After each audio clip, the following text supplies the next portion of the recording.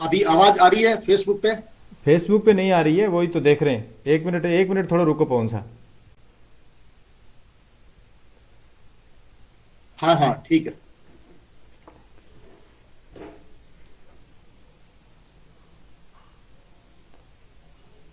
नया नया काम है। अब पवन साहब बोलना शुरू करो, देखे आती है क्या आवाज़, नहीं तो फिर अपन ऐसे ही मीटिंग कर लेंगे, फेसबुक लाइव नहीं करेंगे। फेसबुक पे नहीं आ रही है, वही तो देख रहे हैं। अब चालू है, अब आ रही है। ठीक है। आ रही है पवन साहब, शुरू करो। अब आ रही है, ओके। हम्म। तो मैं कह रहा था कि हमारे साथी बंधु जो हम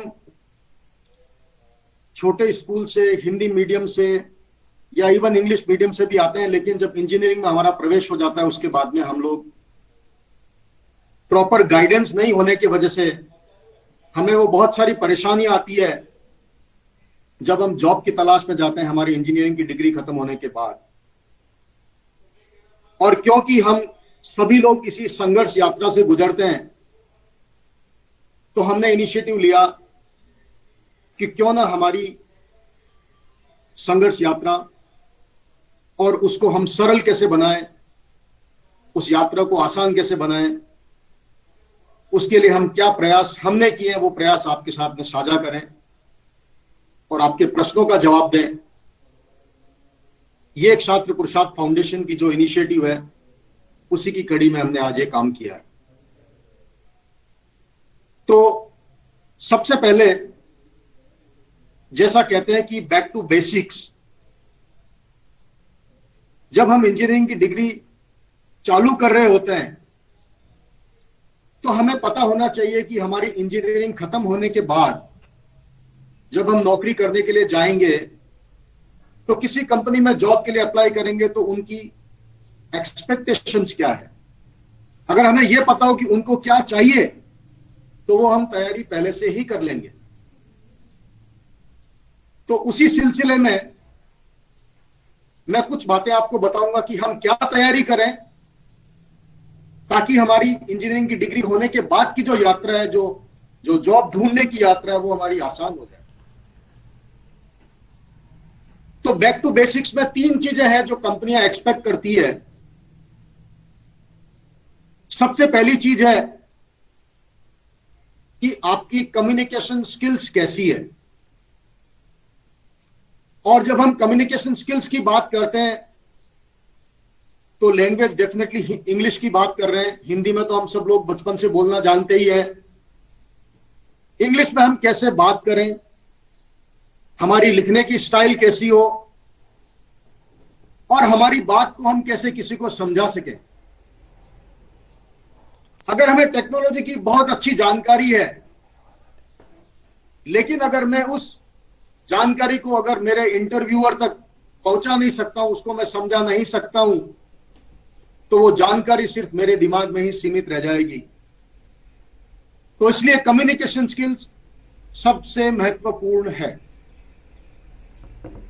अब बहुत सारे लोग आश्चर्य करते हैं कि हम तो टेक्नोलॉजी जानते हैं, हम तो मैकेनिकल इंजीनियर हैं, मैं तो गाड़ी को अंधेरे में खोल सकता हूं, मोटरसाइकिल के सारे पहिए निकाल सकता हूं, सारा इंजन खोल सकता हूं, कम्युनिकेशन स्किल्स का इसमें क्या लेना देना है। लेकिन मेरा निवेदन है कि जब आप कॉर्पोरेट सेक्टर में जाते हैं तो अब जो दुनिया है वो अकेले काम करने वाली नहीं है कि आपने आइंस्टाइन की तरह एक कमरे में बंद होकर के, एडिशन की तरह एक कमरे में बंद होकर के कोई आविष्कार कर लिया और उसके बाद में उसने उसको पूरी दुनिया को बता दिया।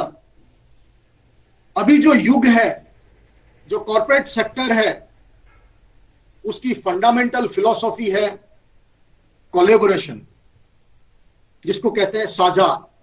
आपने सुना ही होगा, हमारी भारत सरकार जापान सरकार के साथ कोलैबोरेशन करती है, हमारी सरकार अमेरिका के साथ कोलैबोरेशन करती है, अलग अलग देशों के साथ में उनकी टेक्नोलॉजी को कोलैबोरेट करके और नई चीज बनाते हैं। क्योंकि अगर हम सारी चीजें शुरू से बनाने लगेंगे तो हमें कई सारे युग लग जाएंगे नई चीज बनाने में। तो हम कोलैबोरेशन करते हैं। एक चीज मुझे आती है, एक चीज आपको आती है, एक फ्रांस वाले को आती है, एक अमेरिका वाले को आती है, हम चारों लोग मिलकर के और एक नई चीज बनाते हैं, पांचवी चीज जो पांचों लोग शेयर करते हैं। तो वो तभी हम कर सकते हैं जब हमारी कम्युनिकेशन स्किल्स एक दूसरे के साथ में अटैच हो, एक दूसरे को समझ में आए, और हम हमारी टेक्नोलॉजी किसी और को समझा सके, कोई और है वो हमें समझा सके। तो आपको कम्युनिकेशन स्किल्स इसलिए इंपॉर्टेंट है, इसलिए भी इंपॉर्टेंट है कि जब हम टीम वर्क में, कोलैबोरेशन में काम करते हैं तो टीम के अंदर बहुत सारे लोग जुड़े होते हैं। कोई पूना में बैठा होता है, कोई जयपुर में बैठा है, कोई बीकानेर में, कोई अमेरिका में, और सब लोगों को एक ही प्रोजेक्ट पे काम करना है। तो कम्युनिकेशन स्किल्स बहुत इंपॉर्टेंट। और कम्युनिकेशन स्किल्स को बिल्ड कैसे करना है उसके बारे में हम थोड़ी देर बाद बात करेंगे। दूसरी जो हम बात कर रहे थे कि कंपनी की क्या एक्सपेक्टेशंस होती है, दूसरी सबसे महत्वपूर्ण चीज होती है एप्टीट्यूड। एप्टीट्यूड का मतलब होता है हमारी सोचने की क्षमता, हमारा बिहेवियर, हमारी प्रॉब्लम सॉल्विंग की एबिलिटीज। हमें कोई भी प्रॉब्लम मिली है, दिल्ली से बॉम्बे जाना है, दिल्ली से जयपुर जाना है, ये एक समस्या है, एक प्रॉब्लम है, एक टास्क है। इसको सॉल्व करने के 50 तरीके हो सकते हैं, लेकिन हम उसको कैसे अप्रोच करेंगे?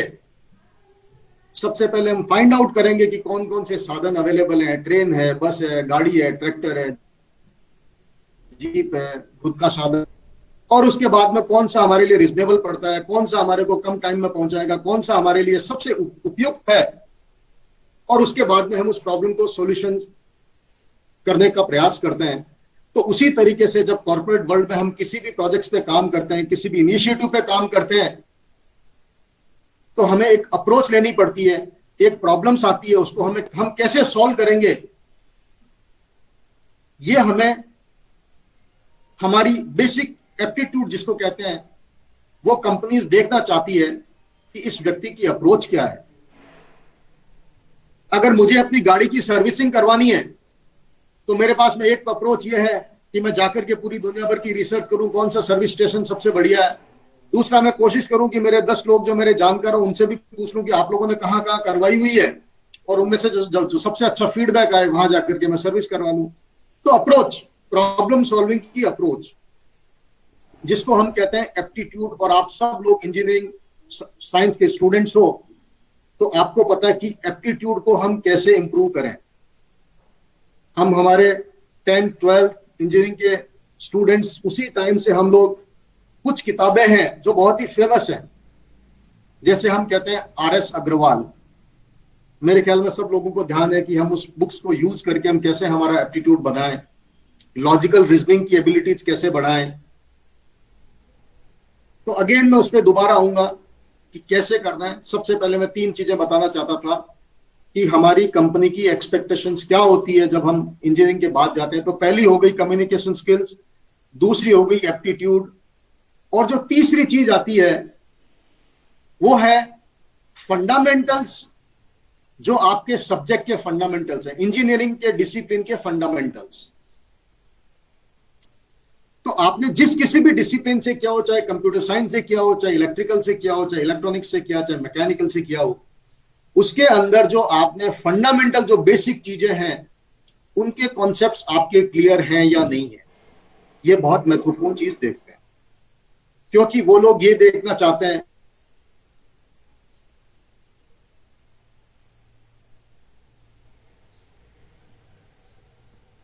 आपके नेटवर्क प्रॉब्लम हो गई पवन साहब।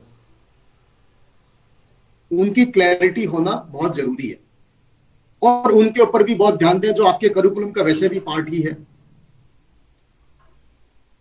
तो ये जो 3 चीजें आपने देखा कि मैंने टेक्निकल साइड वाला सबसे लास्ट में बताया। सबसे पहली चीज कम्युनिकेशन, उसके बाद ये एप्टीट्यूड, और तीसरा आपका टेक्निकल स्किल्स। और इनकी इंपॉर्टेंस भी उसी ऑर्डर में ली जाती है। अच्छा, ये क्यों महत्वपूर्ण है, इनकी एक्सपेक्टेशंस क्यों है? पहला मैंने आपको बता दिया, कम्युनिकेशन स्किल्स इंपॉर्टेंट इसलिए क्योंकि सबसे पहली बात यह है कि बात करना है, लोगों से बात करना है, आपको टीम से बात करना है, कोलैबोरेशन करना है। और कम्युनिकेशन स्किल्स को हम कभी भी एक दिन में नहीं सीख सकते। अगर हम बोलेंगे कोई टेक्निकल टॉपिक्स है जिसको हमें एक दिन में सीखना है, तो आप रात को एक बुक पढ़ करके एक चैप्टर रात को आप समझ लोगे। लेकिन अगर कम्युनिकेशन स्किल्स को सीखना है, समझना है, तो हम एक दिन में नहीं सीख सकते। वो एक प्रोसेस है, अभ्यास का विषय है। हम आज 4 वर्ड्स याद करेंगे, उन 4 वर्ड्स को याद करके उसके अंदर कुछ सेंटेंस बनाएंगे, फिर वो 4 वर्ड्स हमें 40 सेंटेंसेस को समझने की एबिलिटीज देगा।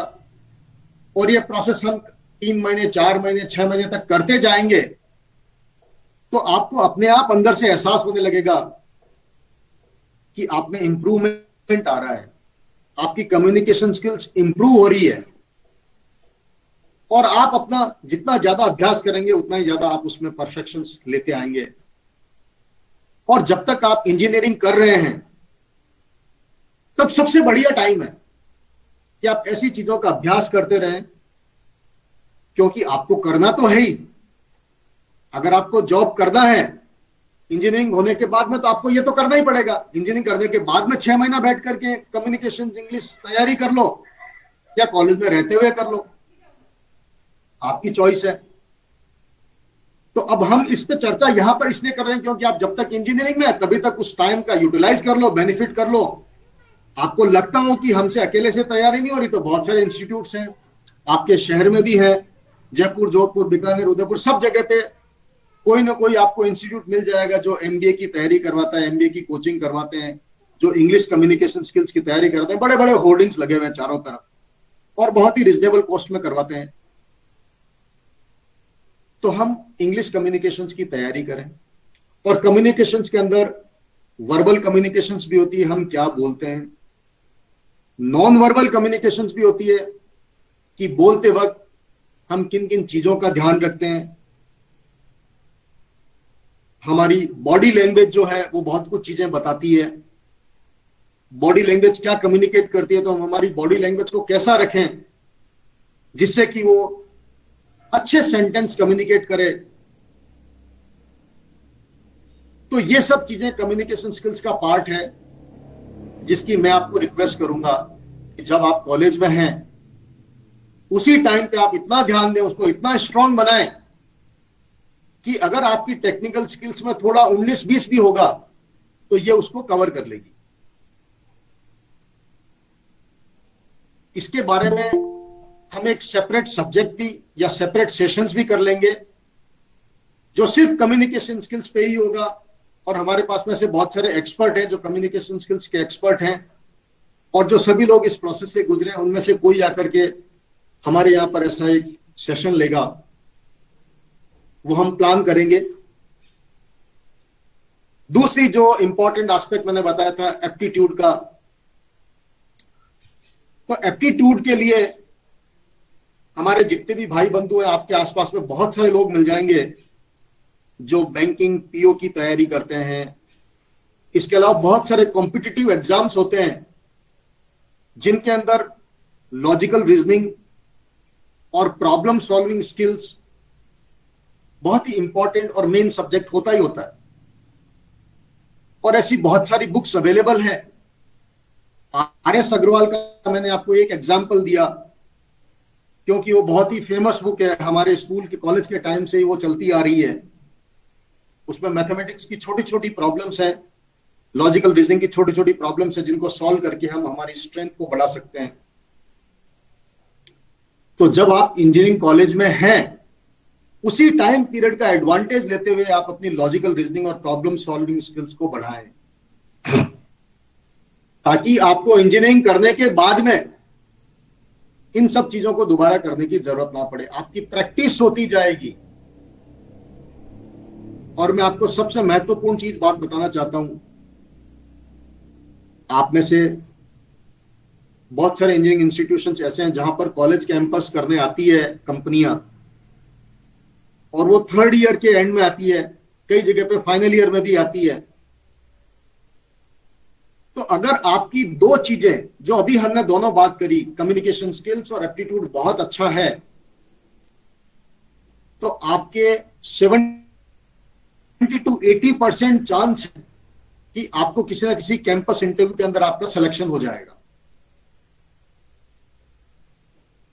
तो उस सिचुएशंस का एडवांटेज लें, क्योंकि कैंपस से ही अगर जॉब मिल गया तो बहुत ही बढ़िया है। आपको कहीं पर डिग्री होने के बाद में घूमने की जरूरत नहीं है, ऑफ कैंपस में जॉब की तैयारी करने की जरूरत नहीं है। और कैंपस के इंटरव्यू के अंदर जो कंपनी आती है, ज्यादातर कंपनियां बड़ी कंपनीज आती है, वो आपको इंजीनियरिंग होने के बाद में आपको 6 महीने 3 महीने आपको ट्रेनिंग देती है, आपको एज एन इंटर्न्स ज्वाइन करवाती है और आपको बहुत अच्छी तरीके से आपके फाउंडेशन को मजबूत करती है, जो जो जॉब लेने का बहुत अच्छा तरीका होता है। और आप जस्ट एक चीज को सोचो कि आपकी इंजीनियरिंग आज हुई और अगले दिन आपको नौकरी मिल गई, तो समझो आपकी तनख्वाह चालू हो गई अगले दिन से। आपकी 20,000 30,000 40,000 जो भी तनख्वाह है वो पहले दिन से चालू हो गई है बड़ी कंपनी में जब आप जाते हो। और अगर आपने इन सब चीजों को सीखने में अगर मान लो 20,000 रुपए खर्च कर दिए, तो कोई बात नहीं, आपकी पहले महीने के अंदर ही आपकी सारी रिकवरी हो रही है। तो अगर आप अपने बिजनेस और दिमाग माइंड से भी सोचोगे, उस माइंड से, तो भी ये घाटे का सौदा नहीं है। आपने यहीं पर एप्टीट्यूड और कम्युनिकेशंस की तैयारी कर ली और बेसिक आपके फंडामेंटल्स ओके हैं, आपका कैंपस में हो गया, आपको पहले दिन से आपकी नौकरी चालू, आपका आपने जो भी खर्चा किया वो तो तुरंत निकल रहा आपका। तो किसी भी मायने में कैंपस में रहते हुए, कॉलेज में रहते हुए जो तैयारी करना है वो बहुत फायदेमंद है। अगर आप वही चीज आप कॉलेज खत्म होने के बाद करोगे तो आपका उतना टाइम वेस्ट होता जाएगा, आपको 3 महीने 6 महीने आपका टाइम लगेगा, और उन 3 महीने 6 महीने के पीरियड में जो आप कमा सकते थे वो आप नहीं कमा पाओगे, उल्टा आप खर्च कर रहे हो। और तो इस इंपॉर्टेंट चीज को समझें। अब तीसरी जो इंपॉर्टेंट चीज आती है जिसके लिए हम बात कर रहे थे, जो एक्सपेक्टेशंस होती है कंपनीज की, बेसिक्स। आपके सब्जेक्ट के बेसिस कैसे हैं? आप मैकेनिकल इंजीनियर हैं तो मैकेनिकल इंजीनियर होने के नाते आपकी डिजाइन कैसी है, आपकी मशीन ड्राइंग के कॉन्सेप्ट्स कैसे हैं। वो आपसे ये एक्सपेक्ट नहीं कर रहे हैं कि आज मैकेनिकल इंजीनियरिंग के फील्ड में क्या हो रहा है वो आपको आना चाहिए, नहीं, वो आपसे कोई एक्सपेक्ट नहीं कर रहा है। अभी जैसे डॉक्टर साहब महेंद्र सिंह जी ने बोला कि आर्टिफिशियल इंटेलिजेंस वगैरह बहुत सारे नए नए फील्ड हैं, और हम लोग कई बार इस गलत फहमी में भी रह जाते हैं कि अरे ये नई टेक्नोलॉजी आ रही है हमारे फील्ड की, अगर हमें नहीं पता होगी तो हमारा तो नौकरी नहीं लगेगी, कैंपस में नहीं होगा। लेकिन ऐसा नहीं है, ये गुड टू हैव है, नाइस टू हैव। कंपनीज आपसे एक्सपेक्ट नहीं करती कि आप जब कॉलेज से पास आउट हो रहे हो तो आपको सारी दुनिया भर की नई टेक्नोलॉजीज आए। वो एक्सपेक्ट करती है कि आपने जो फंडामेंटल प्रिंसिपल सीखे अपने कॉलेज के पीरियड में वो आपको आने चाहिए, और आपको जो भी आता है वो अच्छे से आता है, इतना ही एक्सपेक्ट करता है। आपको कोई चीज नहीं आती है तो क्रिस्टल क्लियर मना कर दो मुझे नहीं आती, और वो परफेक्टली एक्सेप्टेबल है।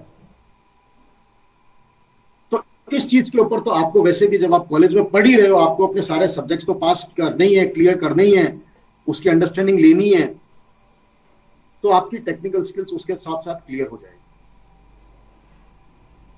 तो इन तीनों चीजों का जो कॉम्बिनेशन है वो कंपनीज आपसे एक्सपेक्ट करती है जब आप इंजीनियरिंग कंप्लीट करते हो। अब हम आते हैं कि अगर मान लो आपने मेहनत करी, कैंपस में आपका सिलेक्शन नहीं हुआ, आपकी डिग्री कंप्लीट हो गई है, अब आप जॉब ढूंढ रहे हो, तो अब क्या करें? क्योंकि मैं कंप्यूटर साइंस का स्टूडेंट रहा हूं और मुझे सॉफ्टवेयर के फील्ड की अच्छी जानकारी है, तो मैं आपको और एक चीज बताना चाहता हूं कि जो companies, maximum companies campus interview लेने आती है, वो भी अल्टीमेटली, भले ही आप मैकेनिकल इंजीनियर हो चाहे आप सिविल इंजीनियर हो, ज्यादातर लोग 70-80% लोग अल्टीमेटली कंप्यूटर साइंस के फील्ड में ही आ जाते हैं, वो आईटी कंपनियों के अंदर ही आ जाते हैं।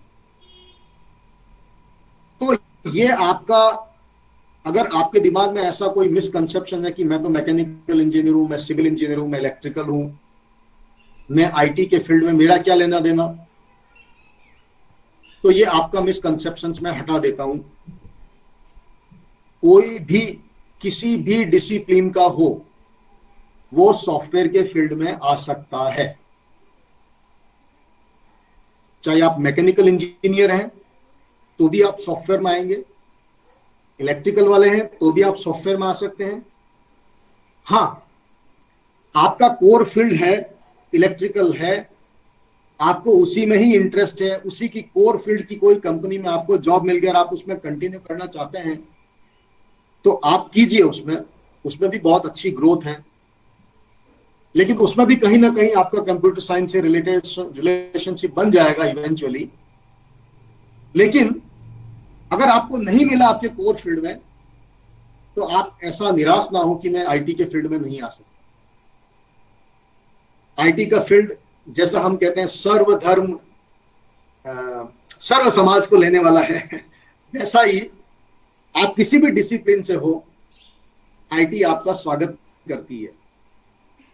और मैं यहां पर आपको ये इसलिए भी कहना चाहता हूं कि जैसा रेवत सिंह ने शुरू में बताया कि हमारे साथ बहुत सारे साथी हैं जो, जैसे मैं जॉब की तलाश में आया वैसे ही बहुत सारे लोग जॉब की तलाश में आए, और उनमें से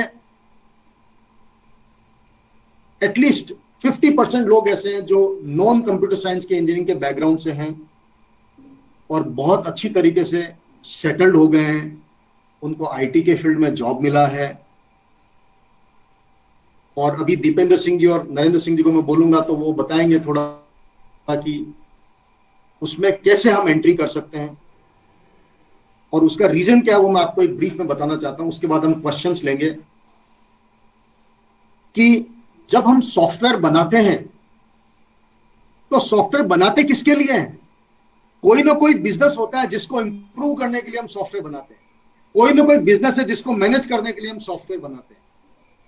कोई हॉस्पिटल होगा, कोई रेस्टोरेंट होगा, कोई फैक्ट्री है, कोई इलेक्ट्रिकल कंपनी है, कोई सिविल इंजीनियरिंग की कंपनी है। इन सब के अंदर कोई ना कोई जो बिजनेस करते हैं, कोई मैन्युफैक्चरिंग कर रहा है, कोई सिविल के अंदर मकान बना रहा है, कोई बिल्डिंग कर रहा है, कोई अपार्टमेंट्स बेच रहा है। उन सब की प्रोसेस को, उन सब के बिजनेस को ऑटोमेट करने के लिए हम सॉफ्टवेयर बनाते हैं। तो जिसको इस फील्ड का आइडिया है, जिसको पता है कि कंस्ट्रक्शन कैसे होता है, जिसको पता है कि फैक्ट्री के अंदर मशीनें कैसे काम करती है, लेथ मशीन कैसे काम करती है, शॉप फ्लोर पे आदमी कैसे काम करता है, उसका क्वालिटी इंस्पेक्शन कैसे होता है, तो जिसको ये पता है वो आदमी जब इंजीनियर, सॉफ्टवेयर इंजीनियर्स के साथ बैठ करके काम करता है तो उसकी प्रोसेस को ऑटोमेट करने में बहुत ज्यादा हेल्प होती है, क्योंकि जो सॉफ्टवेयर से जिसने इंजीनियरिंग करी है उसको बाकी दूसरे फील्ड के बारे में कोई आइडिया नहीं है। तो जो दूसरे डिसिप्लिन से आते हैं, चाहे मैकेनिकल, इलेक्ट्रिकल, सिविल, उन लोगों को हम कहते हैं domain expert, subject matter expert. तो कभी भी किसी भी सॉफ्टवेयर को बनाने के लिए आपको डोमेन एक्सपर्ट और आपके सब्जेक्ट मैटर एक्सपर्ट का होना बहुत जरूरी है। नहीं तो वो सॉफ्टवेयर ऐसा बनाएंगे जो उस डोमेन के लोगों के लिए काम ही नहीं आएगा, तो उस सॉफ्टवेयर को खरीदेगा कौन? कोई फायदा नहीं उसका। और ऐसे लोगों को हम बिजनेस एनालिस्ट भी कहते हैं। और उस बिजनेस एनालिस्ट से मैं आपको एक और चीज बताना चाहता हूं। अभी हमारे साथ कोई बंधु मित्र लोग भले ही एमबीए बैकग्राउंड से नहीं होंगे, लेकिन चाहे आप कॉमर्स बैकग्राउंड से हैं, चाहे आप एमबीए हैं, मार्केटिंग, सेल्स, ब्रांडिंग, कम्युनिकेशंस किसी में भी हैं, तो भी आप एज ए बिजनेस एनालिस्ट बन सकते हैं। क्योंकि जब सॉफ्टवेयर बनाएंगे तो वहां पर फिर से आपको बिजनेस एनालिस्ट की जरूरत पड़ेगी। तो अगर आप किसी भी डिसिप्लिन से हैं तो अपने आप को ये रेस्ट्रिक्शन ना करें कि मैं सॉफ्टवेयर में नहीं जा सकता। आप आ सकते हैं और आईटी आपका स्वागत करती है। अब मैं आपके 5 मिनट इस पे डालूंगा कि अगर आपकी इंजीनियरिंग हो गई है या आप कर रहे हैं तो हम आपकी कैसे मदद कर सकते हैं। तो मेरे साथ में यहां पर 2-3-4 साथी जुड़े हुए हैं जो हमारे पूना के अंदर हैं। नरेंद्र सिंह जी छापरी है, एक दीपेंद्र सिंह जी पलाड़ा है, मेरे को एक दो नाम और दिख रहे हैं, कुलदीप सिंह जी शेखावत हैं पांचोटा, और भी हमारे साथी यहाँ पर भानु प्रताप सिंह दिख रहे हैं, एक सुरेंद्र सिंह जी जयपुर में हैं, उत्तम सिंह जी देवड़ा है पूना में, और हमारे साथ में 100-500 लोग हैं। उन सब के सहयोग से हमारे पास में पूना के अंदर अच्छी टीम है जो वो गाइड कर सकती है। चाहे आप इंजीनियरिंग करते हुए हो, चाहे आपने इंजीनियरिंग कर ली हो, दोनों ही केस में आप अपने करियर को कैसे शुरुआत करें, उसके लिए हमारे पास में हर तरह के, बहुत सारे तरह के कोर्स, ट्रेनिंग, ऐसे कोर्स कंटेंट बने हुए हैं, आप इनको ले लीजिए। हमारे पास में उसकी पूरी मेथोडोलॉजी बनी हुई है, रेफरेंस मटेरियल्स बना हुआ है, और जब तक आप कॉलेज में उनको पढ़ते रहिए, और कॉलेज खत्म होने के बाद में भी आपको किसी भी तरह की आवश्यकता हो कि इस फील्ड में मुझे ट्रेनिंग करनी है, चाहे आप मैकेनिकल इंजीनियर भी हैं, तो भी हम आपको गाइड कर सकते हैं कि अब आप इस फील्ड में कैसे आए। मैं दीपेंद्र सिंह जी को एक बार, अच्छा उसके बाद में अभी आप में से किसी के भी मेरे ख्याल में अपने पास में 1 घंटा था, तो 45 मिनट्स हमारे ऑलरेडी हो चुके हैं। तो अगर किसी के भी क्वेश्चंस हो तो इस पे डालें। और दीपेंद्र सिंह जी को मैं बोलूंगा कि आप शेयर कर दें कि अगर कोई किसी को अप्रोच करना हो कि उसको जॉब करने के लिए, प्रिपरेशंस के लिए हेल्प चाहिए, तो आप उसको कैसे, क्या बताना चाहेंगे, वो किसको रेज्यूमे भेजे या किससे बात करे? नरेंद्र सिंह जी से करनी है, आपसे करनी है, आप 2 मिनट बता दीजिए और फिर हम क्वेश्चंस ले लेंगे। दीपेंद्र सिंह जी। धन्यवाद पवन सा, इंट्रोडक्शन बहुत अच्छा था। कुछ पॉइंट्स जो मैं अभी आपके साथ में क्लियर कर दूंगा कि जो पॉइंट 1, 2, 3 बोले और उनकी इंपॉर्टेंस और नो डाउट द बेस्ट है, वो सारे मटेरियल्स ऑनलाइन यूट्यूब पे या कहीं भी बहुत अधिक मात्रा में उपलब्ध है। तो अगर किसी कारण से आपको कॉलेज अच्छी नहीं है या फिर फैकल्टी अच्छी नहीं है, तो आपको कोई भी डाउट नहीं आना चाहिए उस चीज में कि आपको हेल्प नहीं हो पाएगी। ऑनलाइन आपको ये कंटेंट अवेलेबल है, आप खुद से सर्च कर सकते हो। नहीं, उसके अलावा जो पवन सर ने बताया कि हमारी एक टीम जो इस फील्ड में ऑलरेडी काम कर रही है, हम लोगों ने क्या सोचा है अभी आप लोगों की हेल्प करने के लिए कि सबसे पहले तो हमने एक ईमेल आईडी बनवाई है जो कि आपको हमारे साथ में कांटेक्ट करने के लिए या रीच करने के लिए हेल्पफुल रहेगी। WhatsApp is not a good source. हाँ, हम लिंक होते हैं, बट इन डिटेल हमको एक ईमेल आईडी, एक सोर्स चाहिएगा जिससे हम टच में रहें। आपको कुछ क्वेश्चंस हो, हमारे पास में आंसर्स हो, तो हम उस पर रिप्लाई और सेंड कर पाए। ठीक है, तो वो ईमेल आईडी आपके साथ में शेयर कर दी जाएगी। उसमें जो भी आपके, सपोज आपने इंजीनियरिंग कर ली है तो वेल एंड गुड, चल रही है तो जो भी पॉइंट्स बताए गए हैं उनके थ्रू जाना है। ये फिक्स प्रोसेस है, ये आपको करना ही है। अगर आपने ये कर लिया तो एज पवन सा सेड, आपका कॉन्फिडेंस लेवल हाई पे होगा और आपको फर्स्ट चांस में आपको गारंटी है कि आपको जॉब मिल जाएगी। अगर आपने ये चीजें नहीं की और आप एज ए बेरोजगार, बोलते हैं अनएम्प्लॉयड, कॉलेज से बाहर आए, या आपको लगा कि अब मुझे ये इंप्रूव करनी चाहिए, तो थोड़ा बहुत लेट होगा वो एक तरह से, बट हाँ, धक्के खा के सीख जाएंगे, जो बोलते हैं वैसे कि आप सीख जाओगे। इसमें नेगेटिविटी कहीं नहीं लानी हमको। Even during college, outside college, after college, हम इसको डेफिनेटली हिट कर सकते हैं जॉब को। ओके, उसके प्रोसेस हैं। उसके लिए हमारी ईमेल आईडी रहेगी आपके पास, आपको हमें रीच करना हो आप हमें कर सकते हैं। हम आपको प्रॉपर गाइडेंस, जॉब की गारंटी मैं आप क्लियर करूं, कोई नहीं लेगा। इवन आपके पेरेंट्स हैं, आपने खुद शुरू की तो उन्होंने भी नहीं कहा कि जॉब गारंटी है, बट हाँ, हेल्प, गाइडेंस, रास्ता पूरा बताया जाएगा और जहां पॉसिबल होगी आपको पुश किया जाएगा। तो उसमें हम कंटेंट क्या होते हैं, इसका मेथोडोलॉजी क्या होगी, कि किस वे में आपको पढ़ना है, ये सब आपकी के लिए उपलब्ध रहेगा उस ईमेल आईडी पे, या उसके थ्रू जो भी हमारे टीम से जो भी अवेलेबल होंगे वो आपकी वर्कशॉप लेंगे। बट प्रिपेयर आपको होना है और अच्छे से होना है। ईमेल आईडी बता दो एक बार दीपेंद्र सिंह जी, ईमेल आईडी बता दो एक बार। उसकी ईमेल आईडी है, करेक्ट, जो हमारा श्री छात्र प्रसाद फाउंडेशन है, उसका जो 4 वर्ड्स हैं, skpf.tech@gmail.com। अगेन रिपीट कर रहा हूँ, skpf.tech@gmail.com। Thank you. हाँ, नरेंद्र सिंह साहब। आई थिंक पॉइंट्स तो सारे कवर हो चुके हैं।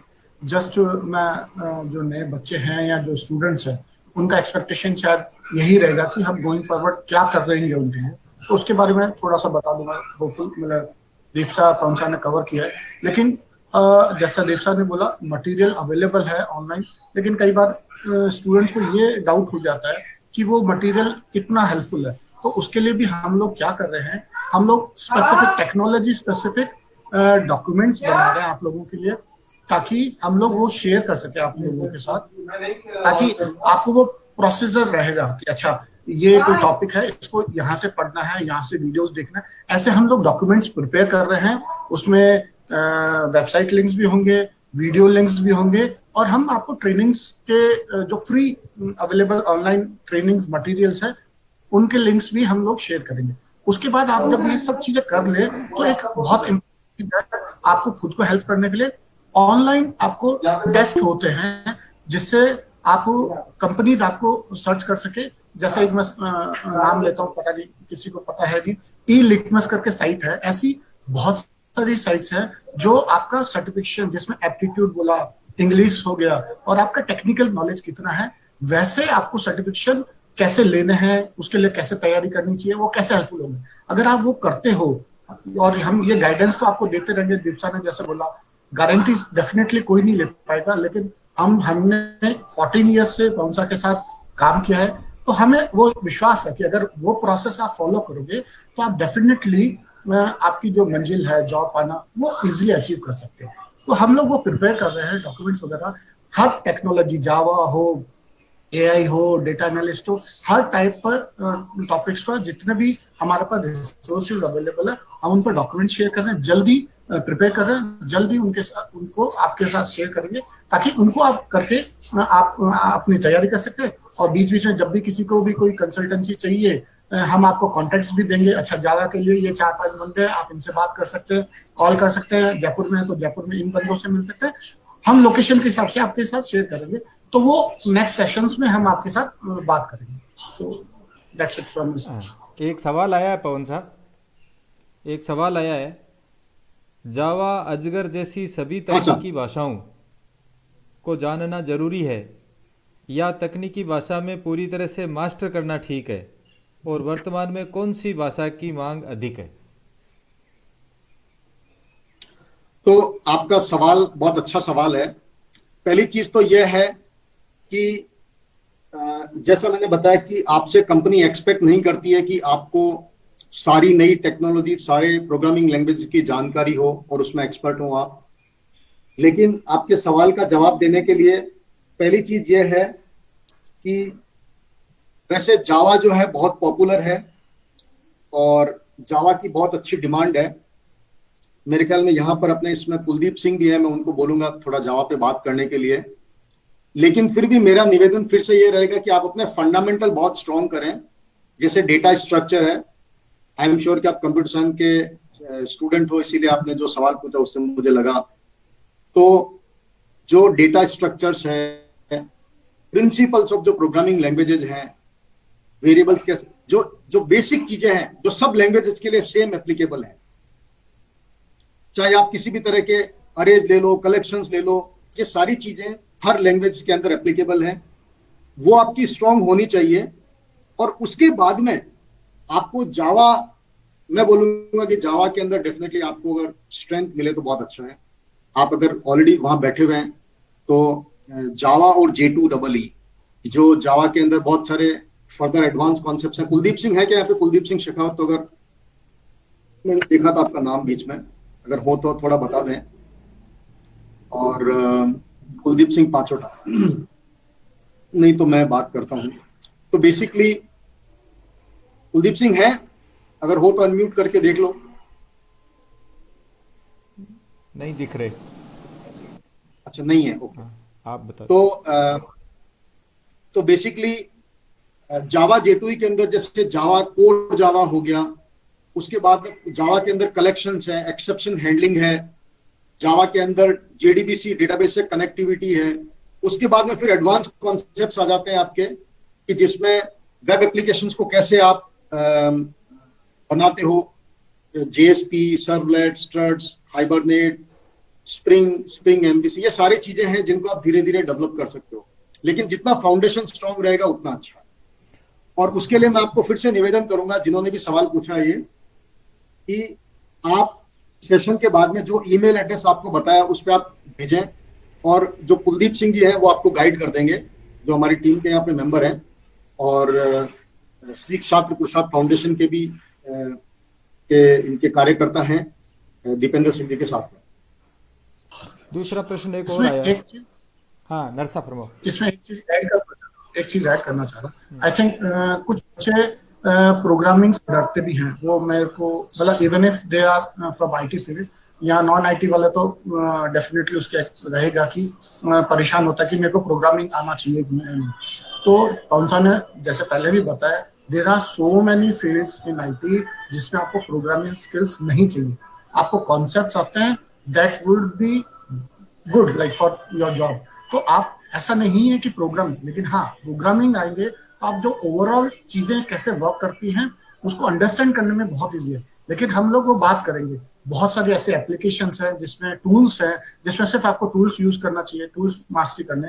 तो जरूरी नहीं है प्रोग्रामिंग आए, लेकिन इट इज ऑलवेज रिकमेंडेड कि आप प्रोग्रामिंग सीख के आए तो आपको कोई टूल पर भी काम करना पड़े। सिर्फ टूल्स भी हैं जिस पर आप पूरा टाइम अपना जॉब कर सकते हैं। तो there are so many field जिसमें नॉन भी इंक्लूड है और आप वो कर सकते हैं। तो या दूसरा प्रश्न ले सकते हैं। दूसरा प्रश्न ये है, जैसे हम यांत्रिक पृष्ठभूमि से हैं और अच्छे गेट स्कोर और अच्छी तकनीकी है, तो आईटी सेक्टर में हमारे ज्ञान का क्या लाभ है? ये शायद पवन सर ने बता दिया था, फिर बताएं। नहीं, आपका जो गेट के अंदर स्कोर है उससे आपको एमटेक में एडमिशंस मिल जाएगा। अगर आपको आगे पढ़ने की इच्छा है तो आप जरूर पढ़िए, मास्टर्स डिग्री कीजिए, तो आपके जॉब के प्रोस्पेक्ट्स और अच्छे हो जाएंगे। और स्पेशली अगर आपका डिसिप्लिन नॉन कंप्यूटर साइंस है तो मास्टर्स करने से आपको आपके फील्ड में कोर ब्रांच के अंदर आपको आप उसमें एंट्री मिल जाएगी कि आप आगे रिसर्च कर सकते हैं, टीचिंग लाइन में भी आ सकते हैं। तो डेफिनेटली आपको उसमें फायदा मिलेगा। लेकिन मैं आपको फिर से निवेदन कर दूं, अगर जब आप गेट करके जब एमटेक करने जाओगे तो आपको वहां पर लगेगा कि आप कंप्यूटर साइंस में ही काम करो, क्योंकि आपको वहां पर काम करने को बोला ही जाएगा कि आपको सॉफ्टवेयर इंजीनियरिंग की प्रोग्रामिंग ही करनी है। आपको जावा में करोगे, आप सी में करोगे, C++ में काम करोगे, क्योंकि सारे रिसर्च जितने भी होते हैं उनके अंदर फंडामेंटल सॉफ्टवेयर लगता ही लगता है। आप किसी ना किसी सॉफ्टवेयर पे काम करोगे। आजकल कोई भी ऐसा सेक्टर ही नहीं है, इवन कोई यूजर भी नहीं है, बैंक में काम करने वाला भी सॉफ्टवेयर के बिना नहीं रह सकता, रेवेन्यू डिपार्टमेंट में भी काम करने वाले सॉफ्टवेयर के बिना नहीं रह सकते। तो ऐसा कोई फील्ड ही नहीं है। अभी तो आजकल तो अभी टीचर्स लोगों को भी सॉफ्टवेयर पे लॉगिन करके ऑनलाइन पढ़ाना पड़ रहा है तो बिना सॉफ्टवेयर के आप रह नहीं सकते। तो आप गेट करके भी जा रहे हैं तो भी आपको एडवांटेज होगा टेक्नोलॉजी सीखने में, आपके फील्ड को स्ट्रेंथन करने में कोई नुकसान नहीं है। और वहां पर भी आपके लिए भी एप्लीकेबल है, कम्युनिकेशन स्किल्स, एप्टीट्यूड वहां पर भी एप्लीकेबल है। आप जब वहां पर कोर ब्रांच में भी जब आप इंटरव्यू देने जाओगे तो आपके लिए ये चलेगी आएगा ये क्वेश्चन। दूसरा एक प्रश्न और आया है, क्या कोई यदि ग्रेजुएट आर्ट से करने के बाद जावा प्रोग्रामिंग लैंग्वेज सीख जाता है तो क्या अपॉर्चुनिटी है?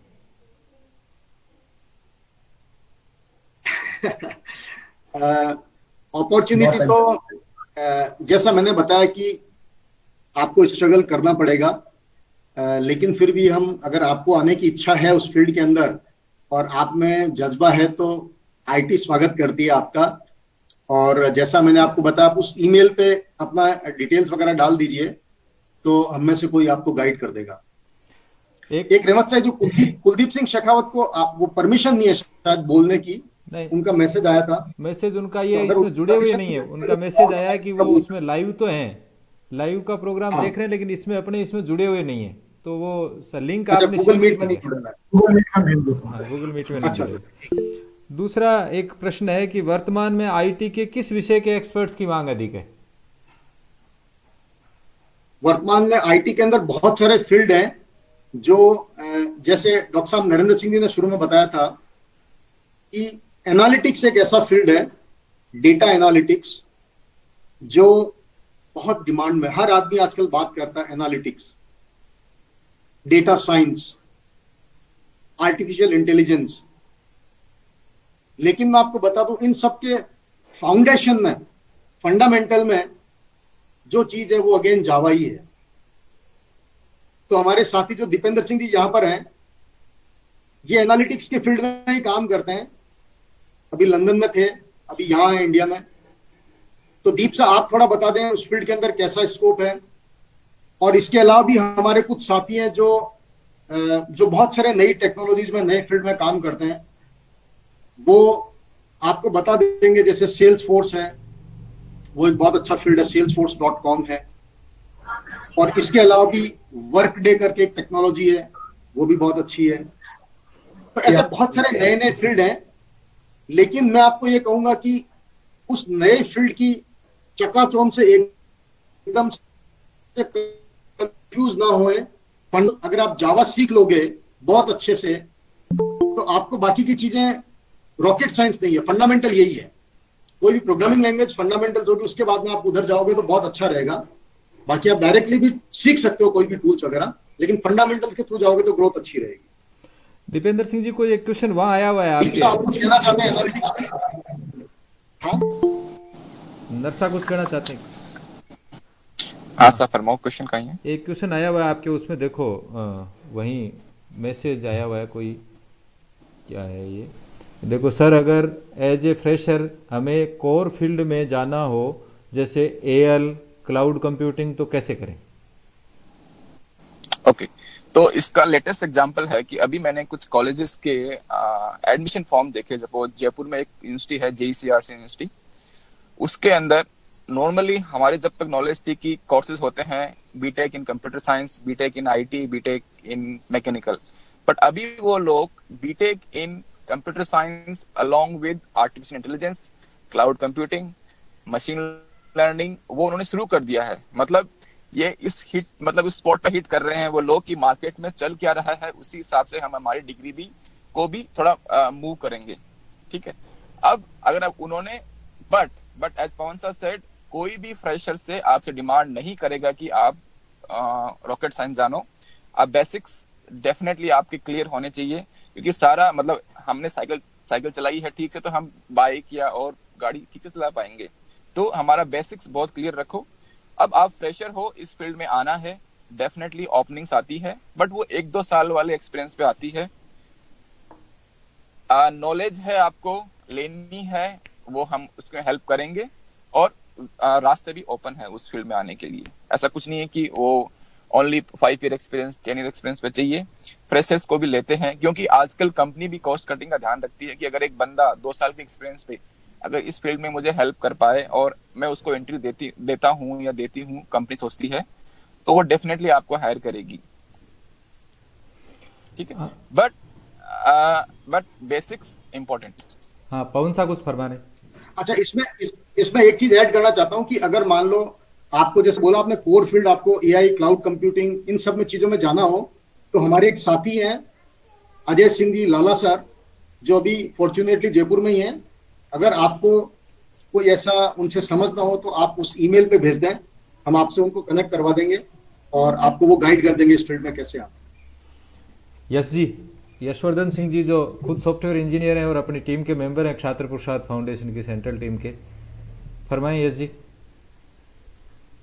अनम्यूट करें, अनम्यूट नहीं किया हुआ आपके, अनम्यूट करें यश जी, अनम्यूट करें, म्यूट है आपका। नहीं आ रही आवाज, अनम्यूट नहीं कर पा रहे। हाँ, आपका अनम्यूट अनम्यूट कर नहीं है नहीं पा रहे फोन, अनम्यूट नहीं कर पा रहे हो। तो अभी जो ये चर्चा हुई, लगभग अपना 1 घंटा हो गया। शुरू के 10-15 मिनट अपने वो कुछ हमारी इतनी हम लोगों को आती है जानकारी, ठीक है ना। कोई 3rd ग्रेड मास्टर इस तरह का काम करेगा तो उससे ऐसे ही होगा, इसलिए थोड़ा समय खराब हो गया। और अपन जो हमारे एक विशिष्ट जो अतिथि जैसे थे, सम्माननीय थे इस मीटिंग में, उनको हम नहीं सुन पाए। तो फिर उनका ऐसा कार्यक्रम अपन करेंगे एक, कि जब उनके वीसी साहब की केवल ये एग्रीकल्चर एजुकेशन जो है उस पर अपन एक प्रयास करेंगे, उनसे संपर्क करेंगे। वो बहुत ही हेल्पिंग नेचर के हैं, जैसा उनके बारे में लोगों से सुना है, तो उनका अपन वापस उपयोग करेंगे, उनको निवेदन करेंगे। अभी तो ये है कि मुख्य बात जो आप लोग सभी जो चाहे लाइव में जुड़े हुए हैं चाहे मीटिंग में जुड़े हुए हैं, ये जो मेल आईडी संपर्क का सूत्र केवल वो मेल आईडी होगी कि ये जो पवनसा की जो टीम है उस पवनसा की टीम ने छात्र पुरुषार्थ फाउंडेशन के साथ सहयोग करने के लिए अपनी रजामंदी दी है, ये सहयोग कर रहे हैं। शत्रुघ्न के स्वयंसेवक है पवनसा, नरेंद्र सिंह जी संघ के स्वयंसेवक हैं, दीपेंद्र सिंह जी संघ के स्वयंसेवक हैं, ये शुरू से इस तरह से कर ही रहे थे ऑलरेडी। अब उस काम को अपन थोड़ा संस्थागत रूप के छात्र पुरुषार्थ फाउंडेशन के साथ जोड़ रहे हैं। तो वो जो मेल आईडी है उसको दीपेंद्र सिंह जी देखेंगे, हरदम उसको देखते रहेंगे। आपको जो भी जानकारी चाहिए, किसी भी तरह का कोई क्वेश्चन भी हो तो आप उस मेल आईडी पे सेंड करें। आप अपना रिज्यूमे उस मेल आईडी पे भेज सकते हैं। हाँ यस जी, लाइव हो गए, ये अनम्यूट हो गए। बिल्कुल बिल्कुल। अभी पवनसा और दीपेंद्र मना सबने बहुत बढ़िया तरीके से चीजें दी।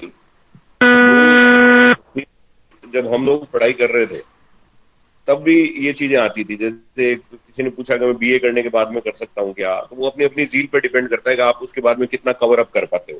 बाकी उस वक्त जब हम पढ़ते थे तो C++ और उसके बाद में जावा और डेटा स्ट्रक्चर्स, ये मेन डेटा स्ट्रक्चर था कि भाई आपको चीजें आनी चाहिए, और सी मशीन लैंग्वेज की वो थी। तो जिसने C++ और डेटा स्ट्रक्चर्स ढंग से कर लिया उसके बाद में जावा वगैरह उसके ऊपर एड ऑन होता था। लेकिन जब हम पढ़ते हैं तो उस वक्त मेन फोकस होता है कि हम बहुत बढ़िया प्रोग्रामर बन जाएं, जबकि असलियत में जब आप किसी सॉफ्टवेयर कंपनी में जाते हो तो 1-2 साल बाद में या 3 साल बाद में आपको प्रोजेक्ट मैनेजर और मैनेजरियल लेवल पे जाना पड़ता है। उसके लिए जो पवन मना जो बता रहे थे कि सबसे इंपॉर्टेंट जो है, एक तो कम्युनिकेशन स्किल्स है, कम्युनिकेशन स्किल जरूरी है, प्लस दूसरा आपका इमोशनल कोशेंट कैसा है कि आप टीम के साथ काम कर सकते हो नहीं कर सकते हो। क्योंकि बहुत सारे IITians हमने देखे हैं जो बड़े इमोशनली बड़े रूखे और अनस्टेबल थे, जो टीम में काम नहीं कर पाते। तो इसलिए आपको कोलैबोरेशन में काम करना बहुत इंपॉर्टेंट है। तो कम्युनिकेशन सबसे इंपॉर्टेंट है, दूसरा कोलैबोरेशन है, और फिर तीसरे पायदान पे आपकी टेक्निकल स्किल्स आती है। तो ये 3-4 चीजें हैं जो मेन है। प्लस आप लोग जो इंजीनियरिंग करते वक्त जितना इन चीजों को डेवलप कर लोगे उसके बाद में थोड़ा कम इशू आएगा। मेरे बहुत सारे बैचमेट्स हैं जो कि टेक्निकली बड़े स्ट्रांग थे, लेकिन वो आगे मैनेजरियल लेवल में इतने सक्सेसफुल नहीं हो पाए, क्योंकि वही सबसे बड़ी बात क्या है कि हम लोग केवल अपनी कोर्स की किताबें पढ़ते हैं, इसके अलावा कुछ मैनेजमेंट की बुक्स वगैरह या अपने आप को अपग्रेड नहीं करते जॉब में जाने के बाद। तो अपग्रेडेशन बहुत ज्यादा जरूरी है। तो बहुत सारे कोर्सेज हैं, जैसे अभी मैंने IIM काशीपुर से स्ट्रेटेजिक मैनेजमेंट का कोर्स किया है, अभी IIM अहमदाबाद से मैं करूंगा ऑलरेडी। ऑल्दो मैं बहुत ज्यादा उसमें नहीं हूँ, फिर भी मैं लगातार अपग्रेड कर रहा हूँ। इस तरीके से आपको लगातार, जब आप जॉब में हो तो आपको लगातार ऐसे कोर्सेज को ढूंढना होगा और अपने आप को अपग्रेड करना होगा। बाकी सब कुछ पवन मना और दीपेंद्र सिंह जी सबने बताया। तो यही सब चीजें, बेसिक्स पे काम करो, बेसिक मजबूत होंगे, प्लस कम्युनिकेशन स्किल्स है। ठीक, राम शाह कोई 1-2 मिनट में। बस हमारा मकसद, इस वेबिनार का मकसद भी यही था कि हम आपस में एक दूसरे का ब्रिज बने। जो छात्र इंजीनियरिंग क्षेत्र में पढ़ाई कर रहे हैं उनके साथ मिलकर उनको आगे जॉब में कैसे मदद की जा सकती है, मूल उद्देश्य यही था। जो लोग सक्सेस हो चुके हैं वो अपने एक्सपीरियंस के साथ और अपनी मदद के साथ कैसे उनको आगे बढ़ा सकते हैं। मूल इस वेबिनार का जो आज का मकसद था वो यही था कि हम आपस में मिलकर एक दूसरे का हाथ बढ़ाते हुए उनको आगे ले जाएं। तो इसी के साथ हम सबको एक टीम वर्क के रूप में काम करना है, लगातार काम करना है। एक वेबिनार से काम नहीं चलेगा, लगातार काम करना है, मिलकर काम करना है और एक दूसरे को आगे ले जाना है। ठीक है, ये आज तो शुरुआत है, केवल प्रारंभ हम कर रहे हैं, ये केवल प्रारंभ है। उसको अपन रेगुलर कैसे करेंगे, तो हो सकता है छात्र पुरुषार्थ फाउंडेशन में हम लोग काम करने वाले लोग इसको इस तरह से ज्यादा रेगुलर नहीं कर पाए। केवल छात्र पुरुषार्थ फाउंडेशन ब्रिज बनने का ही काम कर रहा है।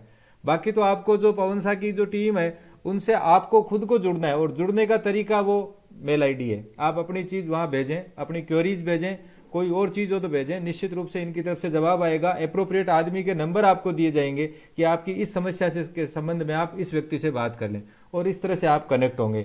आप सभी लोग जुड़े। देवत सर, मैं यहाँ कुलदीप सिंह अर्ज कर रहा हूँ। हाँ सर, फरमाओ कुलदीप सर। मैं आपको यही, बाकी सब चीजें तो जैसे पवन सा ने, नरेंद्र सिंह जी ने और दीप सा ने आपको फरमा दिया। मैं इसमें यही ऐड करना चाहूंगा, कुछ लोगों ने क्वेरीज डाली लाइव उसमें कि गवर्नमेंट जॉब का क्या इसमें। तो हर स्टेट में डिपार्टमेंट ऑफ इंफॉर्मेशन टेक्नोलॉजी करके, और मेरे कुछ नोन लोग हैं जो आज मतलब उसमें पोस्ट पे हैं, जिसमें department of information technology government vacancies निकालती है। वो सिर्फ उन्हीं के लिए होता है जो टेक्निकल बैकग्राउंड से हैं।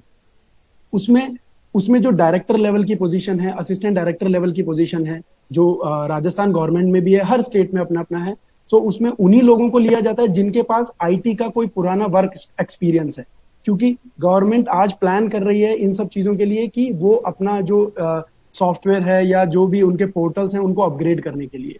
सो वो भी एक ऑप्शन है कि जो आईटी में अगर प्रोफेशनल लाइफ में उन्होंने 4-5 साल इन्वेस्ट कर दिया अपने अच्छे से और वापस से वो बैक करना चाहते हैं किसी गवर्नमेंट जॉब में, सो वो भी एक ऑप्शन है और वो बहुत ही अच्छा ऑप्शन है राजस्थान में। तो ठीक हो ये अपडेट है। यस, धन्यवाद सर।